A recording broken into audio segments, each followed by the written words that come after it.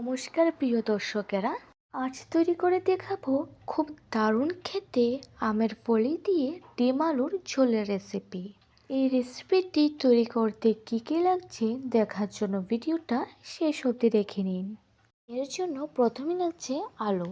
আমি আলুগুলো কেটে লাল লাল করে ভেজে নেব। আলুগুলি ভাজার সময় সামান্য লবণ, হলুদ আর দুটো তেজপাতা দিয়ে ভেজে নেব। আলুগুলি ভাজা হয়ে গেলেই তুলে নেব।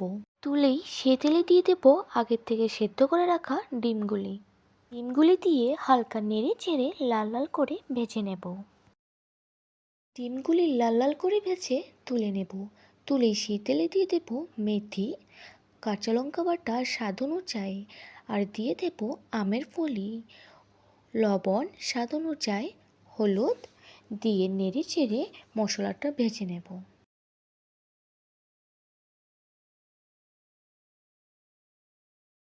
মশলাটা ভাজা হয়ে গেলেই এর মধ্যে ভেজে রাখা আলুগুলি দিয়ে কিছুক্ষণ নেড়ে চেড়ে নেব। একটু নেড়ে চেড়ে এর মধ্যে দিয়ে দেব জিরার গুঁড়ো আর দিয়ে দেব সামান্য চিনি।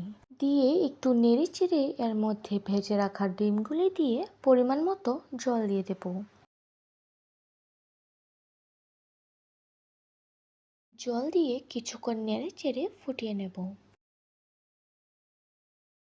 ফুটে আসলেই নেড়ে চেড়ে একটু এভাবে রেখে নামিয়ে নিলেই তৈরি আজকের আমাদের রেসিপি। খুবই সহজ আর খুবই সুস্বাদু এই রেসিপিটি আশা করি আপনাদের কাছে খুব ভালো লাগবে।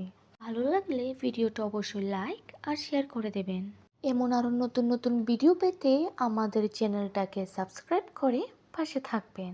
আবারও দেখা হচ্ছে পরের ভিডিওতে। সবাই ভালো থাকবেন, সুস্থ থাকবেন। ধন্যবাদ।